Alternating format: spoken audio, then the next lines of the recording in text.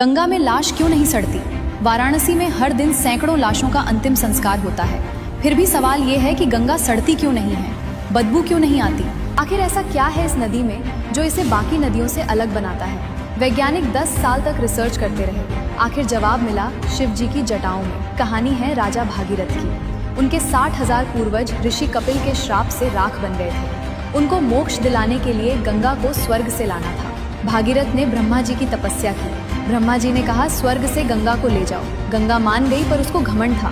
वो बोली मैं स्वर्ग से ऐसी गिरूंगी कि पूरी पृथ्वी बहा दूंगी, कोई रोक नहीं पाएगा। भागीरथ डर गए। वो दौड़े शिव जी के पास। शिव जी बोले आने दो, और गंगा पूरे अहंकार के साथ स्वर्ग से गिरी। आवाज ऐसी कि देवता कांप गए। जैसे ही वो शिव जी के सिर पर गिरी, शिव जी ने अपनी जटाएं खोल दी और गंगा जटाओं में फंस गई। निकलने का रास्ता नहीं मिला। 1 साल नहीं, कई सालों तक वो जटाओं में भटकती रही। उसका घमंड टूट गया।